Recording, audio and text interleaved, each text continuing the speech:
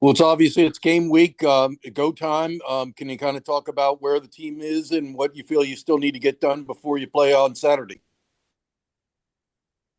Yeah, I think really pleased with the work that went into last week. Really pleased with kind of where we're at, in all three phases with the game plan. I like what we're doing. Want to like how we're doing it. So this week is about continue to build on that and polish it up. And but I feel like we're in a good place. I think we're at this time of year we're pretty healthy football team. Not to say that we don't have some bumps and bruises, but I think last week was a nice balance of getting some work done, but also recovering a little bit as well. Big mental week for us, and but I think we're in a good place. I think we're a team that's peaking at the right time, and hopefully we're playing our best football on Saturday. I was going to ask you about that. I mean, we're deep into the season here, but this is the most physical game of the year. Um, how do you prepare for the game like that? I mean, is it time to back off so that they can be at their physical peak, or do you have to bang a little bit so you replicate what you're going to see on Saturday? Yeah, I think it's a good mix of those two things. Ways you got to go out and bang a little bit. Got to be smart about obviously about how you do it. What they do on both sides of the For ball those of is, you, is a little bit unique. So you need as much full speed repetition, as you can get during the course of the week. So it's a good mix of some full speed work, a little bit of banging, but also slowing things down, talking and walking through things. That we all know how physical this football game is going to be. We know how hard both teams are going to play, and the most important thing in this game is how well we can execute our plan, in all three phases. And so you're playing stall, you're chasing things, making sure you're as prepared as you possibly can be, and you've got 2 weeks to get ready, which is great. But you got to be careful with that because you can get a little carried away in what you're doing. So the idea is for our kids to go play with as much confidence as they can on Saturday, so they can go play fast, they can go play fearless, and that they feel good about what they're doing. And so there's a fine line in there of wanting to carry enough into the game. Both teams are going to have some wrinkles, on both sides of the football, but what it comes down to is our ability to execute those things at a really really high level. Because this game comes down to a team that makes the fewest mistakes will most likely win this football game. those who just joined us, we're doing two questions each first time through, and then hopefully we'll have time to do another trip around. Scott Wyckoff. Coach, what does it say about the character and the makeup of your players that they're getting ready at such a high level this week for their biggest game of some of their careers, while at the same time going through some of the biggest exams of their collegiate career?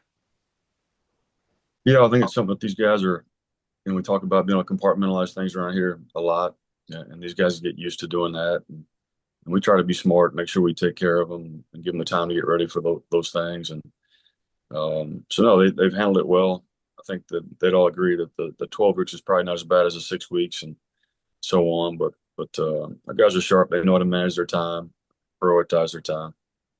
How important is Ben Purvis at not only being a senior, but his skill level and what he brings been to this offensive line, in addition to the way he's playing on the field with all the youth that surrounds him? Yeah, well, no, he's been great. He's kind of the bell cow of that group. Been a great leader for us, and obviously a good football player, and one of the smarter old linemen, that have been around in a long time, and could probably play every position along that front line. So it's critical to have a guy like that on the field that can help some of those younger guys in critical situations. Make sure we're executing at a really high level, Scott. Thanks, Coach. See you at practice. Yes, sir. Joe Miller. Hey, Coach, I wanted to ask you about how do you sort of prepare for the unknown? This game has had, obviously, it's been close over the years. It's been, the expectation that something weird is going to happen or trick play or something like that. But how do you prepare for the unknown? Like also toting the line of not chasing ghosts yourself as a coach and trying to look at every play that they've run over the last 8 years or something like that. Yeah, it's a challenge. It really is, and you can't help but chase some ghosts. And I know in previous years, you spent a lot of time working on something that you never saw that you were concerned about, and vice versa. So, we just got to be as smart as we can about, what we think we're going to see, what we might possibly see, and go out and really, you're going to see something you haven't seen, right? And so you got to fall back on your training. You got to be great with your eyes. You got to do your job. All 11 guys on the same page. Communication is going to be obviously really, really critical. And then our, ability to adjust within game, Joe, will be critical on Saturday as well. Like I said, I love what we're doing at this point. There's a lot of things to clean up and kind of continue to work through, but I like the plan. The most important thing is our ability to go out and execute that plan at a really high level. And so that's what we're going to focus on this week. I wanted to ask you about Landon Robinson being named American Conference Defensive Player of the Year. Obviously, you've been around him your entire career as a defensive coordinator first, now as a head coach. What does it say for this program to have a player that's named Defensive Player of the Year in a conference like the American? Yeah, it's a big deal. I think it's extremely well deserved. And I was really thought Landon had a great junior year and was obviously really excited about what he was going to be able to do for us this year. And you go back in the off season, you watch him work and train, and just the pride that he takes in all the little things. So it's well deserved. He's a heck of a football player. We're going to miss a lot around here, not just for his playing ability, but who he is as a person, his leadership, all the things that go into that. But I think it speaks a lot to our program and the way he's developed himself, through the years, and the job that Coach Carizzi and the strength and conditioning staff have done with him, the job that Coach Hall has done with him. Never played D-line prior to getting here. And so a lot of people don't know that, he started as a fullback, came in, we changed positions, and he unselfishly jumped on it and attacked it like he does everything else, and it's paid off for him. But what a great example, to the rest of our players of the work that has to go in to get to that point, right? I don't think anybody saw that maybe when he was a freshman or a sophomore, knew he was talented, but it's a great example of hard work, obviously, and he's a talented individual as well. And the combination of those two things coming together is what you see on the field. Thanks, Coach. Yeah, Joe. John Schofield. Thanks, Scott. Hey, Coach. John Schofield here from the Alumni Association and Foundation. As you go into the biggest week of the year, the biggest game of the year, can you comment a little bit about the importance and the impact of the Navy Football Brotherhood to supporting this program, the way they have for the entirety of your coaching career here, but in particular this season and going into a game like Army, how critical is the support of the alumni base, particularly the Navy football alumni base? Yeah, well, they've always been great, as long as I've been here, and I know how much our players appreciate that support and how much it means to our players to represent that brotherhood, the right way. And that's never lost on us. And so obviously on Saturday, we're representing our program, but we're representing a lot more than that, including the brotherhood. But we desperately want to make proud what we do, but also, all the men and the women in the Navy and the Marine Corps and our armed forces. Really important to me that we represent ourselves a certain way, and I know our guys take a lot of pride, and they feel that responsibility and that pressure, and really the privilege of being able to do that on Saturday. And second and last question from me, just a month ago, less than a month ago, all of your seniors, including Blake and Landon, got their service assignments as part of service assignment at the Naval Academy. You're coming up on your final two games with a very special senior class, Army, and then the bowl game against Cincinnati. Can you talk a little bit about how special it is and the faces that you saw when they opened their envelopes, just last month, and they were finding out Marine Corps, Navy, Special Operations? Like, what kind of pride did that give you as a coach? Yeah, tremendous amount of pride. It gives you a ton of pride just to see the growth and the development, during their time here. But then didn't get to see them open their envelopes. We certainly celebrated them after practice and kind of knew what everybody had gotten before that. But yeah, exciting to see, the smiles on their faces and them celebrating each other and the excitement about, what they're going to end up doing. And majority of our guys got exactly what they wanted. Not all of them, but I know the ones that didn't are going to um, embrace the service regardless. But yeah, it's a pretty awesome deal, pretty emotional deal. Excited for those guys, but you're also, the time here is coming to an end, and so there's some sadness to that as well because you get attached to seeing these guys and being around them, and so it's a mix of emotions, I think, for me and for our staff. Thanks, Coach. Thanks, John. Wyatt. Coach, what's been your message to the team during this bye week? You've had a couple earlier in the season, but now as you go into this week, what's the biggest thing you're telling your team as it relates to preparation, mental discipline in this game? Yeah, nothing else matters right now except for the work and the preparation. And the main focus for us is to make sure that we're as confident and as at peace as we can be with the work, the preparation, the game plan, right, and our ability to go execute that at a really, really high level. And so I don't want them worried about pep rally. I don't want them worried about Army. I don't want them worried about the venue. None of those things matter, right? It's all about the work. It's all about today. It's all about Monday, right?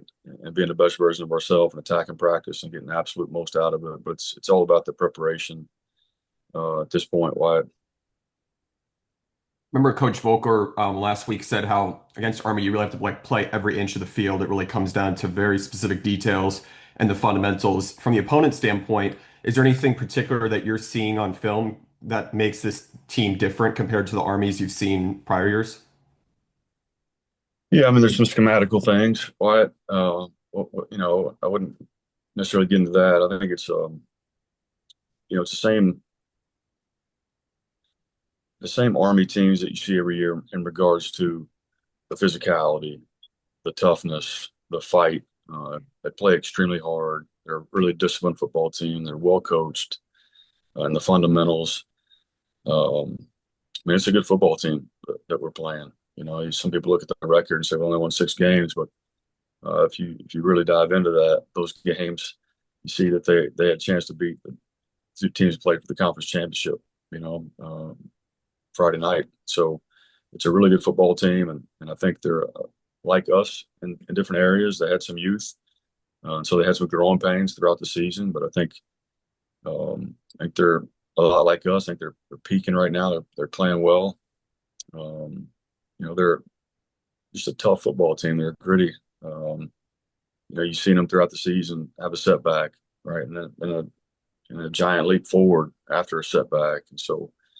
I think those coaches do a great job. I think those really impressive. Just you watch them on film, just how hard they play and the toughness and the resilience. So typical Army football team under Jeff Monken. Thanks. Matthew White, Task and Purpose.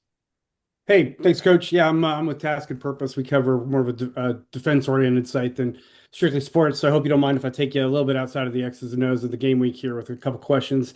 Your time at Navy has essentially been the exact window when everything changed top to bottom in terms of recruiting and NIL and how you get kids on campus. What's it like with this class you just signed versus say your first couple? How do you go into those talk to parents, talk to kids and keep them interested when you guys are on a different playing field from the way you were several years ago? Yeah, well, I think we're a little more set apart now than we probably used to be, right? Because I say this all the time, we're kind of along with the other academies, we're really a unicorn in college football right now, and I don't think that's a bad thing. Right. And so there's a lot to sell here at the Naval Academy, and we don't pay our players, can't do that obviously, but the NIL comes here on the back end with guaranteed job and an extremely bright future with a degree from this place and having served your country, and I think we as coaches have frustrations with what's going on a little bit in college football right now, but I think families do too, and recruits do as well, and I think. We offer something that's a little bit different here than at a lot of places. And so culture is really important, being a part of something bigger than yourself and sticking something out and going through hard things and fighting through adversity. All those things are still alive and well here. at the Naval Academy. So there's some benefits for us. Certainly some concerns, obviously. And I think I've said this a lot. I think the transfer portal is high school players aren't getting as many opportunities, as they used to. And so, I think we benefit from that, in regards to being able to recruit a little higher caliber player and in regards to being a little more selective, in the process. I think that showed in our last couple of recruiting classes in particular. I'm sorry, can you just kind of a little bit more nuts and bolts, and how does that get you a higher caliber of player than you might have been able to talk to before? Because I mean, I just jump into it and I think, well, if they're not getting paid, how do you get higher quality players? How does that come back around to be a benefit? Well, it's just math. I mean, if high school players aren't getting as many scholarship opportunities coming out of high school, there's more players available. So, an example, 4 years ago, we may be recruiting a kid early on that might have 20 offers. That same kid may have half or less than that now. And so, maybe a kid that had a lot going on that maybe wouldn't consider the Naval Academy before, maybe they consider us now, if that makes sense. Yeah, no, I appreciate that. And if you don't mind a second time, I'll just take you to the other end of their career. There's a bill with the national defense budget. There's an amendment to bump the number of total cadets and midshipmen who can go pro and do in the reserves from 3 to 5. Is that something you're in the middle of that you think about, and how does that affect kind of your team, and how do you view that notion of your guys going pro after? Yeah, I'm not sure exactly where we're at with that amendment or the legislation. I don't think there should be a set number on it. Is my opinion. 5 is obviously better than 3, but if they're good enough, they're good enough. Some years you may not have 3. Some years you may have 6 or 7. Who's to say? It's kind of an arbitrary number, in my opinion. And I would hope that if we had more than that had an opportunity to play professionally, that we will make that happen. And just when you get that skeptical alum who's like, oh, they should all go to the fleet right away and do their time, what's your 25-word response to that? Yeah, I mean, what better advertisement for the Naval Academy than a young man playing professional sports that's still going to do his service on the back end? I think it's a win for everybody. I think that's a pretty common sense notion in my mind. You look at Ray Lane and what he's doing right now, and what a great example that he is, and he's out there inspiring other people. People know he went to the Naval Academy, and so I think it's great advertising, it's great marketing for the Naval Academy and the Armed Forces in general, and I think it's good for recruiting too. A young man coming out of high school thinks he might have an opportunity to play professionally. If he doesn't think he's going to be able to do that and go to an academy, that's a roadblock. But if he thinks he may have that opportunity while still being able to serve his country, and I think that's a win for everybody. Thanks, Coach. Reminder, we're doing 2 questions each. DC News Now. Do you have anything? Or are you just on recording? All right, I'm guessing no. Wags. Are you healthy, Coach? I know Hoke Smith. I talked to Jay Guillermo last week about his status. Is everybody else that is a key player available? Yeah, like I said, it's that time of year where everybody has some bumps and bruises, and we're working through some. We have some guys that are non-contact in practice right now that we fully expect to play on Saturday. But yeah, we're as healthy as we've been, since I've been here for the time of year, I'd say, Wags. So feeling pretty good in regards to that. And during since Drew Cronick came to Navy, in these service academy games, you've been scoring more points than previously. It used to be these were really low scoring. You've been able to put points up on your service academy rivals last couple seasons. Is that encouraging to you, knowing that Drew's he has that ability with his offense and his play calling? Sure. Yeah, we scored a lot of points and not just the academy games, but I think one of the reasons why I wanted to do what we're doing offensively is I didn't want to have to change our offense for the academy games in the past, because both teams are so accustomed to defending the option. You kind of felt like you had to do something different or get in the shotgun and run some things that maybe you hadn't run all year, kind of get outside of yourself a little bit. I think with the nature of what we do, the ability to throw it and run it, we don't have to wholesale change like we did in the past. I think that's what you've seen, in these academy games. Scott Wyckoff. Coach, how important is it for your players that might not and probably will not see the field on Saturday against Army over these 2 weeks to learn what it takes to prepare so when they're ready to play next year, they really know what they're up against? Yeah, I think it's really important. I think to just understand the level of focus, the sense of urgency that you have to have in preparing for this game, the magnitude of it. I don't want our guys to be uptight at all, but there is a different sense of urgency, getting ready for this football game.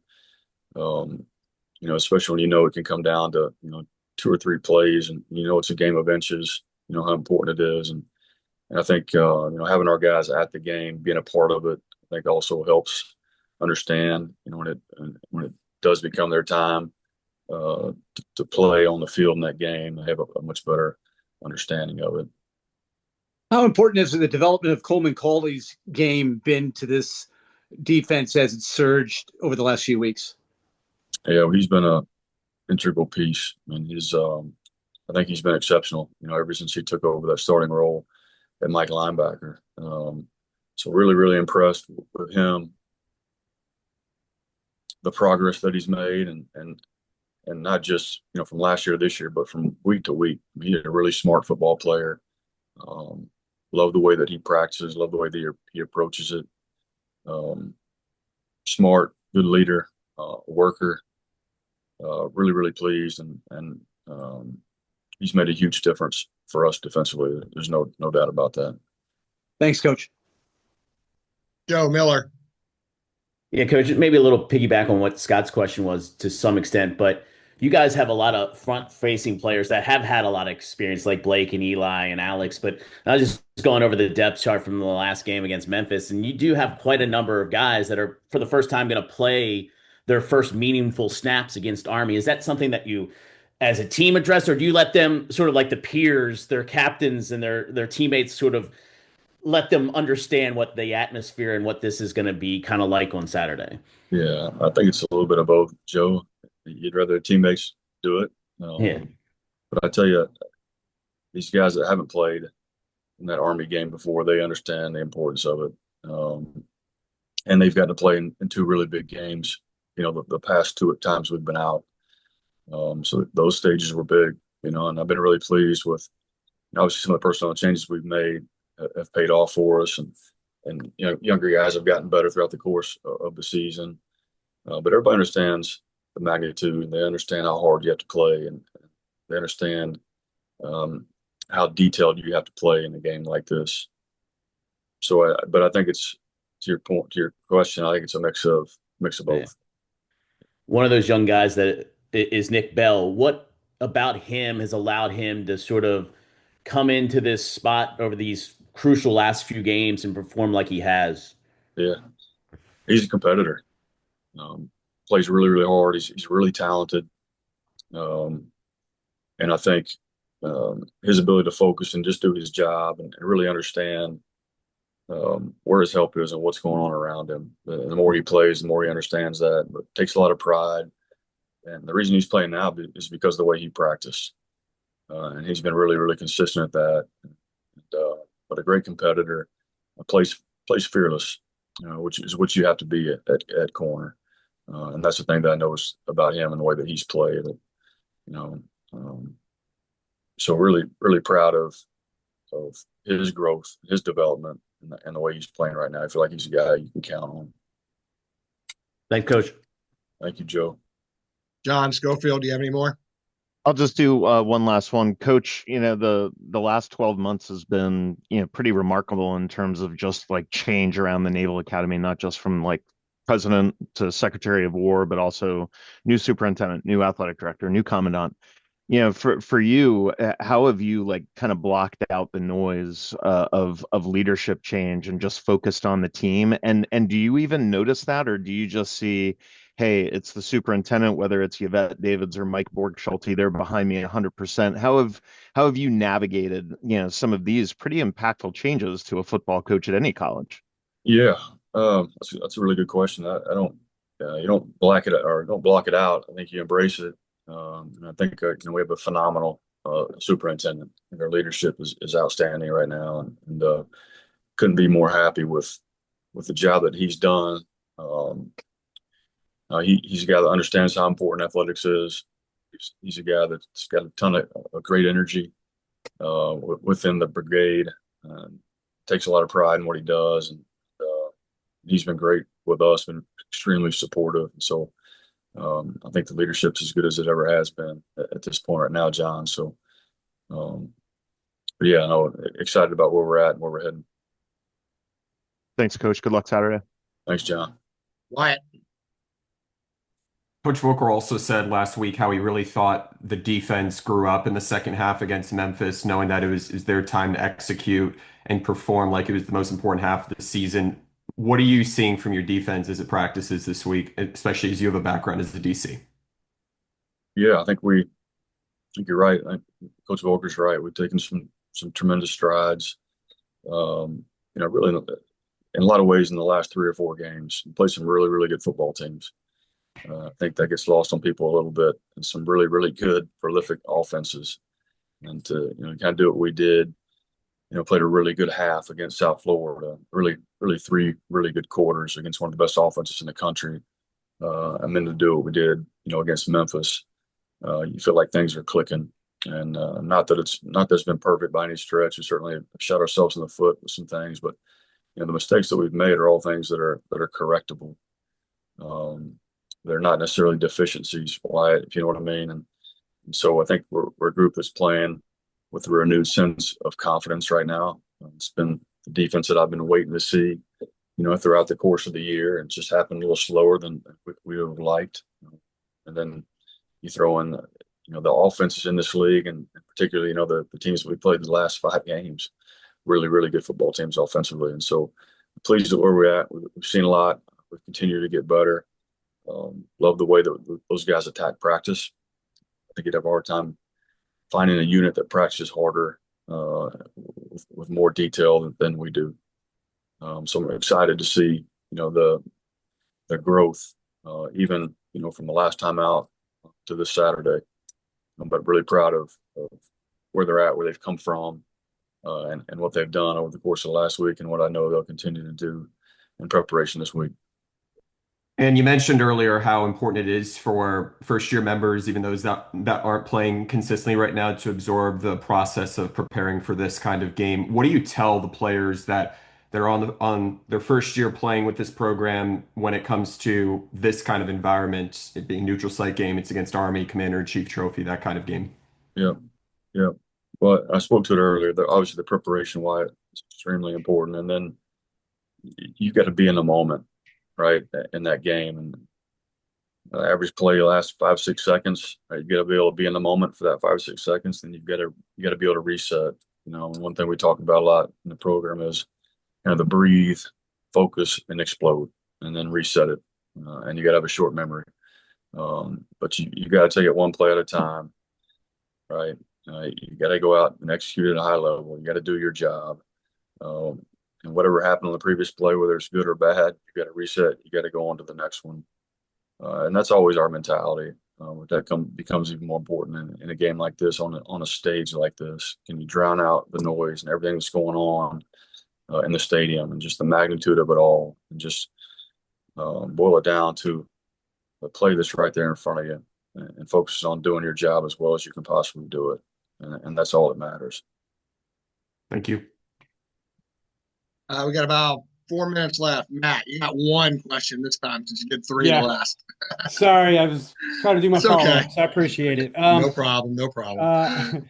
So actually, I just wanted to clarify something that a couple others had mentioned that I did have on my list, and that is If there were some specifics, I might have missed it. For this game in particular, and when you start talking about maybe seniors or upperclassmen who haven't played much, did you ever have a plan or at least a hope to get guys either dressed or on the field for a couple snaps that otherwise might not haven't had a lot of playing time over the years? Or is that not something that as a coach you can afford? You're just worried about winning? Yeah, just worried about winning, man. I'd love to be able to do that. There's some guys that, man, I would love to be able to get onto the field. It's just it's just a little different game, man. And Yeah. we'll do everything we can to win this game and put the guys in the field, give us the best opportunity to do that. That's a fair question, though.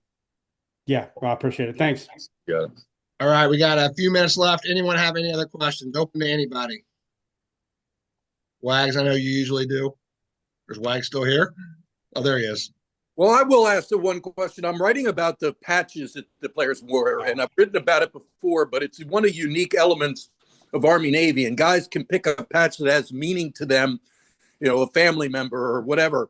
What do you think of that tradition, Coach? Yeah, I think it's great. I think it's awesome. And I'm not sure what patches guys have picked, and I haven't seen that list yet, but what a great opportunity to just when you talk about representing the academy the right way. It's an opportunity for them to represent, the patch that they choose in the right way as well. So I think it's a great tradition. I love it. Our guys take a lot of pride in it. Thanks, Coach. Got it. Anyone have anything else? Open to anybody? All right, sounds good. Thanks, Coach. Thanks, everybody. Thanks, guys.